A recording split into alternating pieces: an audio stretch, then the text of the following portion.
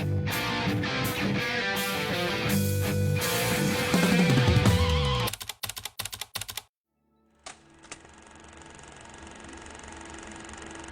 天我们呢会和去年一样做一个美食特产的那个小节目，就音乐的一个食堂。音乐食堂吗？对，就是边吃边聊一些你音乐相关的东西。可以。有3首歌混在音频混在了一块，你猜一下有哪几首，然后我们就顺着这几首聊一聊你当时的一些创作的一些背景呀，然后小知识呀，还有你想分享给我们的小故事。可以。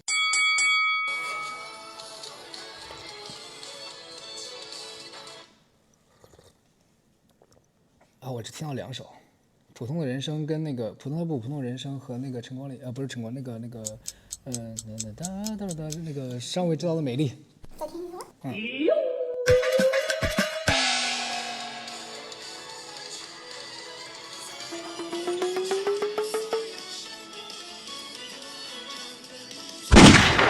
等一下。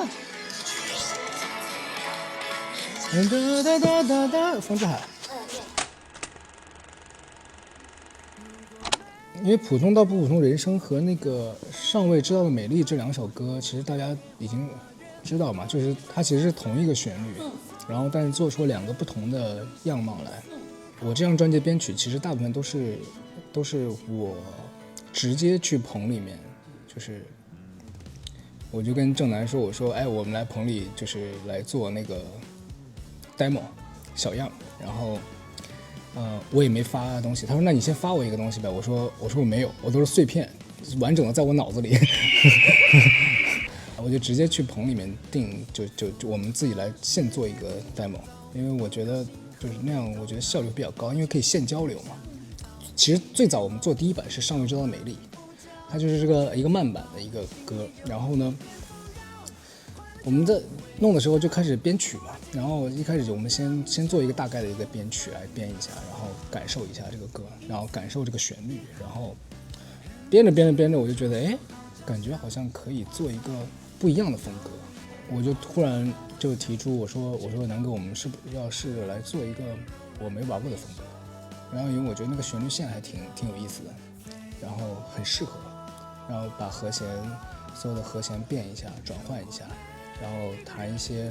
变化和弦，对，级数差不多，但是可以变化一下。然后我们就试着把速度提快，然后弹一些比较 funk 的一些东西，对，然后就发现哎真的很搭，然后我说决定了，这首歌要出2版。但是我觉得这2首歌，它的其实在音乐性上来说，变化太大了。光这个歌词，其实我们讨论了很久，就是要不要把它做成2首歌，但是是同一版词。但我觉得那个就不对。然后我们就后来决定要做一个快版的时候，然后那个快版呢，我又重新写了一段旋律，然后它的节奏上是有一些区别的，然后旋律上也有一些区别，一点点区别，但很少。然后我就决定要重新填2版词，对。然后这2首歌其中都有2个不同的 bridge， 就是所谓的桥，普通到不同人生是说唱嘛，然后那个尚未知道美丽是一段旋律，一段大合唱的旋律。这2段大概是现写的，这2段其实在棚里面现写的，大概也就1-2分钟吧，就很快。因为当时唱到这个写到这儿的时候，就觉得哎得有一个桥，然后要不然它推不起来，然后就觉得哎那就现写一段吧，然后就临时就编了一段，因为要根据旋律来去定它到底应该什么形式来展现，然后觉得这段旋律的旋律线，可能更适合，比如说一堆像女生或者小孩子的声音来去唱，那个女生声音其实是我来唱的。一大半是我，然后中间会穿插了一点点，找了一个合音老师来去穿插了一点唱一点，但主要还是我的声音。对啊，每次唱女生的声音，如果纯女生来唱的话，我觉得它不够柔，因为女生的音色对于那个旋律来说，它会太厚实了。因为对于女生来说，她声音不高，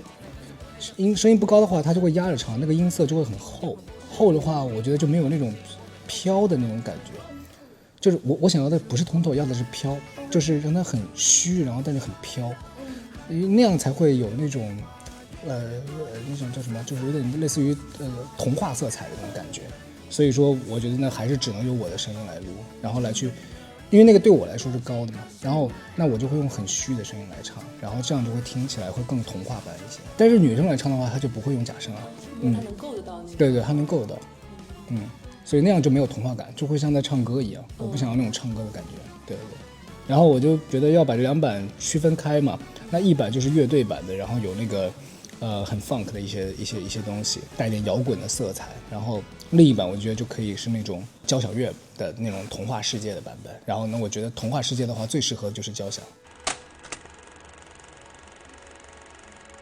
因为它是尚未知道的美丽嘛。那其实我觉得就是还有很多的色彩是我们没看到的，所以我想给大家带来一个那种更彩色的一个世界，童话世界。不光是用了那个弦乐啊、交响乐啊，然后为了突出这个童话感，其实还用了一些三味线。三味线就是日本的那个一个弹的梆梆梆梆梆梆梆梆梆。然后这个因为三味线这个乐器，其实在我眼里它是很好听的，我很喜欢这个乐器的音色，因为它很适合跟人声走同一个旋律，所以叠在一块就会听起来很有童真的那种感觉。然后而且又很简单，就有一种单纯的感觉，对，单纯这个词可能会比较像，对，因为它很简单。然后还用了一个音色，就是比较特殊一点，就是太鼓，那个鼓就是咚咚咚大啪，就是那样，就那个它是那个太鼓，就是那个太鼓达人，对，太鼓达人的那个太鼓，对，用的是太鼓的音色。然后那个太鼓呢，就会区别于其他的鼓，它听起来就是很脆，为了凸显那个单纯的那个感觉，就会那种更清晰的清新的感觉，对，所以就用了太鼓。因为架子鼓它太猛了，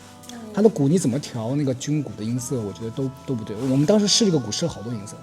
后来我突然想，我说那要不试一下用太鼓，然后我们就找了好多个太鼓的音色，然后把它叠在一块，然后觉得这个调出来了一个，最后